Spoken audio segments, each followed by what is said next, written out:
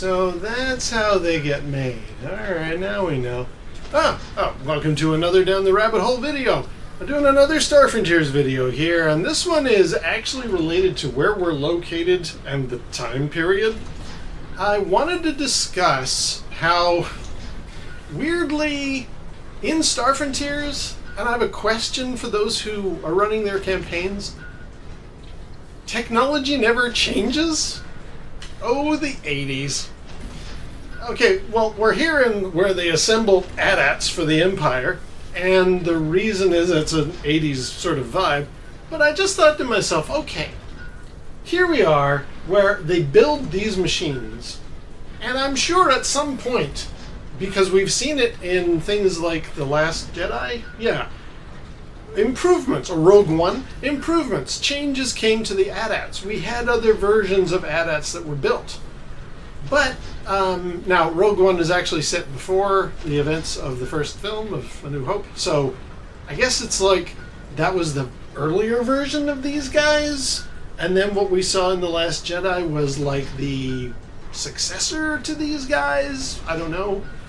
But Star Wars had a weird connection or a weird trend of like sometimes technology changed, technology improved. You had in the first film X-Wings and Y-Wings, and by the third film you had A-Wings and B-Wings joining them. So there were indications of a passage of time and an improvement in the technology, but not always. And I'll get to the Star Wars example later. I want to rope it into Star Frontiers though, because I've just got to ask, for those of you running a campaign in this day and age, how do you wrestle with the fact that the technology that you're dealing with in your campaign was envisioned 40 years ago? And surely technology has changed. Like, what we see in Star Frontiers, in the artwork, is from the 1980s. Oh, the 80s. But it never changed? Have you now locked yourselves into a proto-1980s vision of the future and you're not changing from it? Are you kind of like, I don't know, the Alien Isolation game where it's very much that 70s design, or the new Alien Earth where again it's like everything looks CRT kind of designed and things? They've come up with a few cheats in Alien Earth where we have like tablets with a CRT on them. How does that work? Or are you just not acknowledging the passage of time? Is it the 80s forever? In which case, please let me come over. But a case in point, in Star Frontiers, in the Zebulon's Guide to Frontier Space book, there were a few new ideas that came along. You know, the body computers, the slingshot gun holder, these things. There were new concepts that were thrown around. And one that always reminded, or one that always made me think, oh wow, this is cool, circa 1984, 85, was the Progget, a big blunt cigarette pack with 4 prongs on it. You plug into your computer and it's got a program on it. Like if you need to do, I don't know, navigating of your ship, or if you need to interface 2 computers together, you plug a Progget in. Cool, great. But by the 90s, we had little floppy disks that could hold more than one program on them. I had one that had a checkers game and a Space Invaders game, both on the same disk. And that's 30 years ago. We have advanced so far now in Star Frontiers. How do you handle that? Because I'm really, as much as I love the 80s, I don't know that like locking Star Frontiers into that decade forever makes sense. But we have other examples, and I want to bring up a few. Back to Star Wars, R2-D2. Love the guy. Absolutely one of my favorite characters. I mean, adorable. Our first connection to this universe. The guy's all over the place. Fantastic. Very stubborn. Gives 3PO a lot of trouble.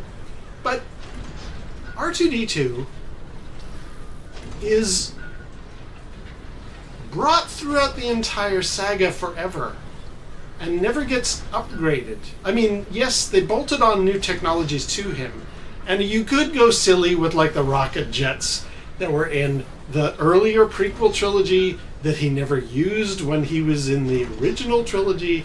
That's a timeline thing that I won't give George Lucas a lot of crap for. Okay, you were spitballing ideas. It was the 70s and the 80s. You just had a droid that could roll around on wheels, and we will forgive the rockets not being there.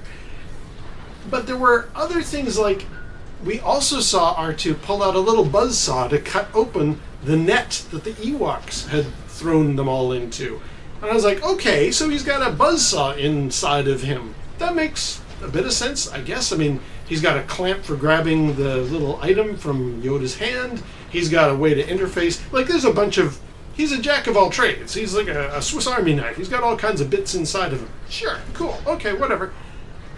But what I'm getting at is that never in the original trilogy, the prequel trilogy, nor the sequel trilogy does R2-D2 actually change. Yes, he's shut off in the sequel trilogy, but like he eventually gets turned back on. And he's still R2-D2. He's still that guy.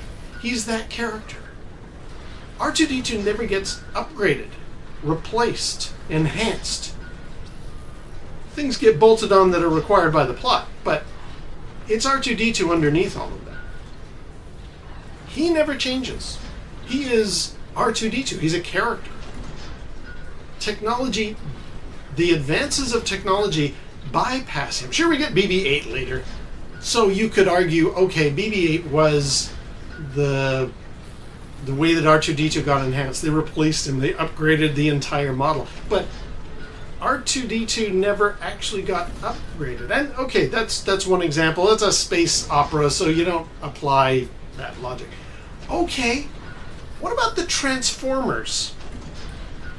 Now, they crashed on Earth in their spaceship, but we do often see scenes where they are getting repaired. They're getting their arm welded back on.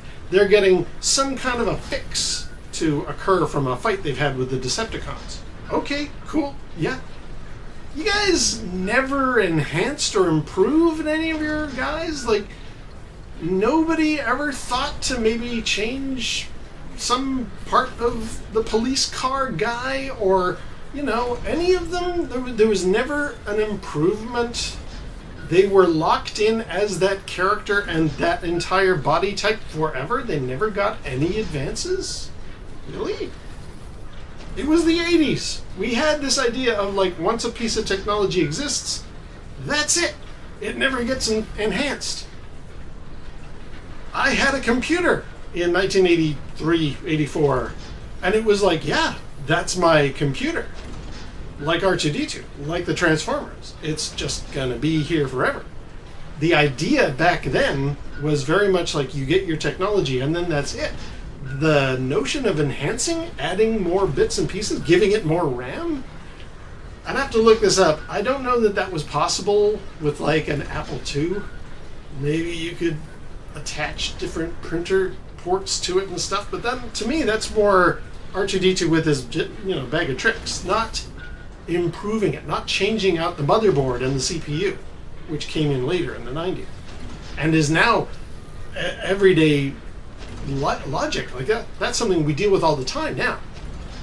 But in the 80s, it felt like once a piece of technology is fired off the assembly line, like these guys are, that's it. It's a piece of technology that stays that way forever. And Star Frontiers must suffer from that. Your campaigns must suffer from that, I would think. Another third final example of technology. Now, this is actually, I've got a counter argument as well. KITT, the Knight Rider car. He's got a personality, and he's a car, and Michael Knight drives him around the desert and does all their adventures together, and they talk, and stuff goes on. I didn't watch the show that closely, so maybe fans can speak up here, but I don't think I was ever aware of KITT getting updates or improvements or more RAM equivalent. Like, did they improve KITT? I'm sure they gave him rocket launchers or something, but did they ever vastly change who he was, or was he locked in all the time as KITT the car? few extra bits and pieces bolted onto him, but he's still kit underneath that. Like R2-D2 is still R2-D2. Optimus Prime is still Optimus Prime.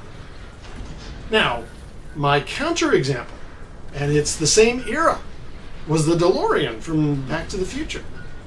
Sure, at first, there's just a flux capacitor machine inside there and all the wizardry that Doc Brown has fired into there and locked in and stuff, and then they go through time.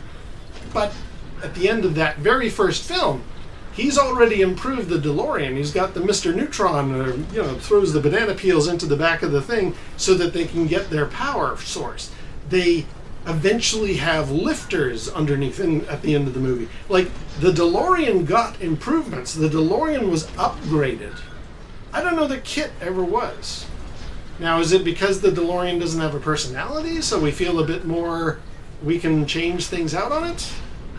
And in that way, I do wonder, like in your Star Frontiers campaign, is there a change? Is there an improvement in the technology?